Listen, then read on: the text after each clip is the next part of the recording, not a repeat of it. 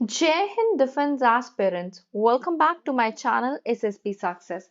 For any query regarding SSB and AFSB, please join our Telegram channel SSB Success, whose link is given in the description box. And for more updates regarding SSB and AFSB, do subscribe our YouTube channel SSB Success.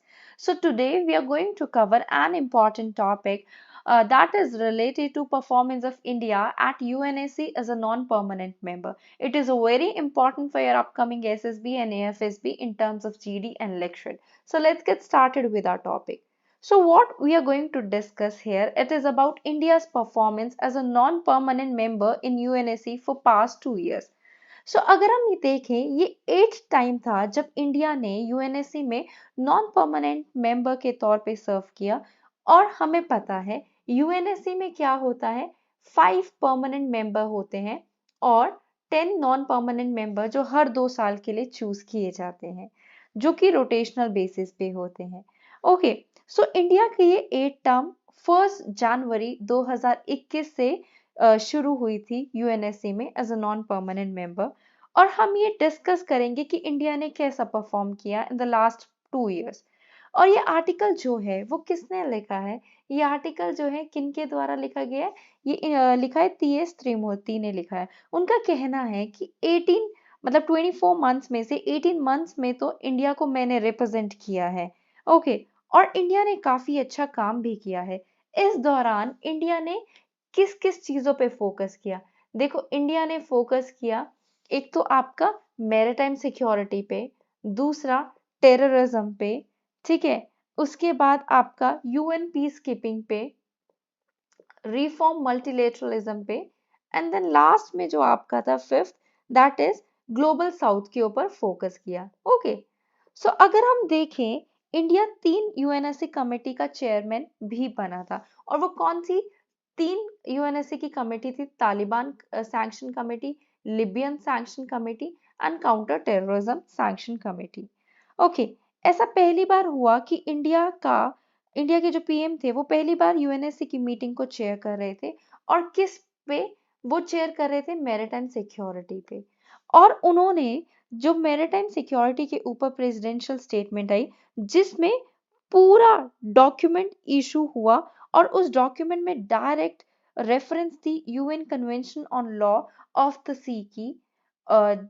और उसमें ये भी बताया गया कि convention में कौन कौन से लीगल फ्रेमवर्क प्रोवाइड किए गए हैं मैरिटाइम एक्टिविटी को गवर्न करने के लिए इसी डॉक्यूमेंट में काफी सारी चीजें बोली गई और वो कौन कौन सी चीजें बोली गई that was about freedom of navigation anti piracy combating terror and transnational crime at sea को लेके और राइटर बोलते हैं ये जो 2 साल का टेन्योर था उसमें कुछ पुराने कॉन्फ्लिक्ट के तो थे ही लेकिन कुछ न्यू कॉन्फ्लिक्ट भी ऐड हुए और वो जो न्यू कॉन्फ्लिक्ट ऐड हुए उन पे पुरानों के साथ डिस्कशन हुई और कौन कौन से थे वो कॉन्फ्लिक्ट्स आपको पता है म्यांमार का क्या था मिलिट्री कू ठीक है म्यांमार का मिलिट्री कू जो है हमारा पहला प्रॉब्लम था देन अफगानिस्तान में इशू जो तालिबान का रूल आया इथोपिया की लड़ाई हुई उसके बाद इथोपिया की लड़ाई के बाद आपके जो है और भी रशिया यूक्रेन वॉर और उसके अलावा और क्या हुआ ये सब एक्टिविटीज या फिर इश्यूज हुए जिन पर डिस्कस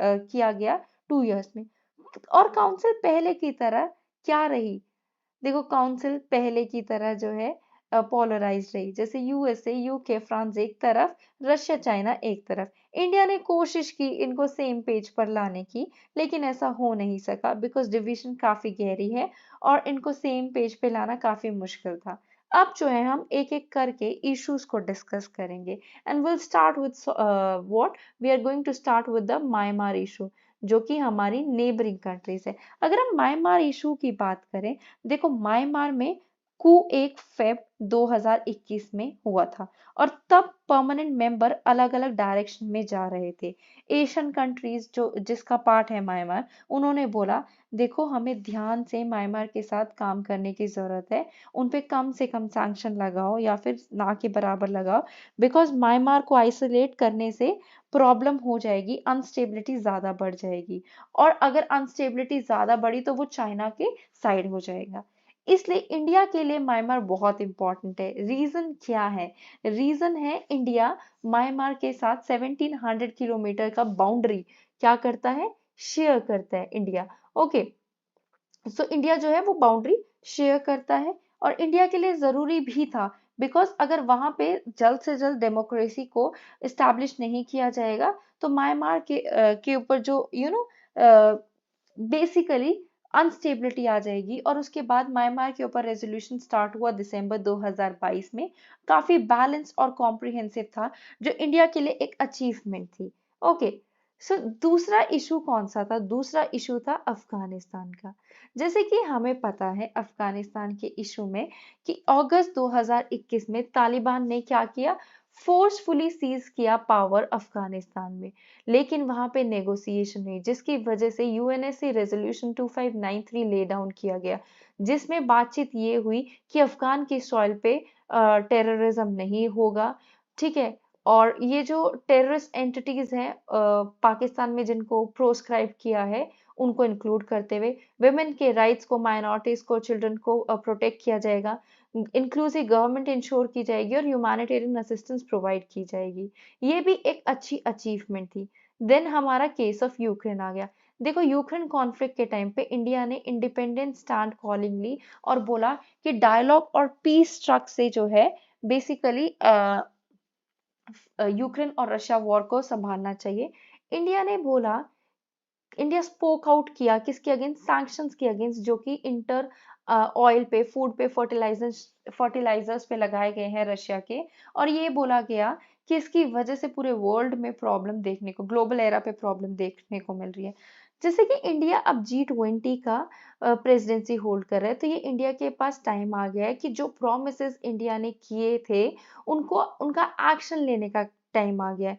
और इंडिया को जो है एनहांस करना चाहिए अपना फोकस टेररिज्म पे। सो नेक्स्ट जो था यूएनएससी का काउंटर टेररिज्म कमेटी। देखो, as a chair of committee India ने एक मीटिंग, जो काउंटर टेररिज्म कमेटी की मीटिंग है, वो अक्टूबर 2022 में कंडक्ट की। इंडिया ने अटेम्प्ट किया कि वो टेररिस्ट को लिस्ट डाउन करवाएं under UNSC resolution 1267 sanctions along with the US, but वो हो नहीं पाए बिकॉज चाइना ने क्या किया, अपनी वीटो पावर को यूज कर लिया। लेकिन जो प्रपोजल था ना, अब्दुल रहमान मक्की जो कि डेप्यूटी आर्मी चीफ है लश्कर तैयबा का, वो अप्रूव कर दिया गया यूएनएससी के द्वारा। और ये लिस्टिंग जो थी वो फर्स्ट थी with India as a proposal. Next अगर हम बात करें पीस कीपिंग में, इंडिया लार्जेस्ट कंट्रीब्यूटर है पीस कीपिंग में, जिसमें विमेन पीस कीपर्स जो हैं one of the important role play करती हैं। इंडिया ने लॉन्च किया था एक unite aware technology platform real time protection के लिए पीस कीपर्स की। देन उसके बाद अगस्त 2021 में इंडिया जो है वो बेसिकली ये अकाउंट कर, मतलब it in more than 5 decades India जो है कह रहा था कि जो क्राइम्स हैं पीस कीपर्स के अगेंस्ट, उनके लिए कौन अकाउंटेबल है, उन उस क्वेश्चन को एड्रेस करो। सो इंडिया फोकस कर रहा था डेवलपिंग वर्ल्ड पे, specially Africa and West Asia, और बिकॉज हमारे उनके साथ काफी अच्छे रिलेशन है। दिसंबर 2021 में इंडिया ने क्या किया, west to rest climate change जो है, जो यूएन फ्रेमवर्क कन्वेंशन का है on climate change led process, उसको यूएनएससी के एम्बेट में लाया, जहाँ पे P5 मेजर हिस्टोरिकल पॉल्यूटर्स थे। ये जो ड्राफ्ट रेजोल्यूशन था उसको डिफीट किया गया जब इंडिया एंड रशिया ने वोट किया अगेंस्ट। ओके, कंक्लूजन की बात करें, ये जो डिस्कशन था ना वो अंडर इंडिया प्रेसिडेंसी, उसमें हम बेसिकली जो इंडिया ने प्रोमिसेस या फिर जो भी एक्शन लिए उनको रियल में कैरी ऑन करने की जरूरत है। ओके, जो इंडिया की परफॉर्मेंस थी 2 years में यूएनएससी में, वो इस चीज की टेस्टिमनी है क्यों इंडिया को यूएनएससी का परमानेंट मेंबर होना चाहिए। अब थोड़ा सा यूएनएससी के बारे में डिस्कस कर लेते हैं। यूनाइटेड नेशन चार्टर एस्टैब्लिश किए थे उन्होंने 6 मेन ऑर्गन्स यूनाइटेड नेशन के, जिसमें से यूनाइटेड नेशन सिक्योरिटी काउंसिल एक ऑर्गन है। सिक्योरिटी काउंसिल के पास पावर है टू मेक डिसीशंस जो मेंबर स्टेट्स इम्प्लीमेंट करना चाहते हैं चार्टर के अगेंस्ट। परमानेंट और नॉन परमानेंट में से 5 परमानेंट 10 नॉन परमानेंट होते हैं। हर साल जनरल असेंबली इलेक्ट करती है 5 नॉन परमानेंट मेंबर को for a 2 year term. So guys, that was all. I hope you like the video. If you like it, do like it, share it, in your group. And if you want me to continue with this series regularly, do comment in the comment section and do like my video. Thank you.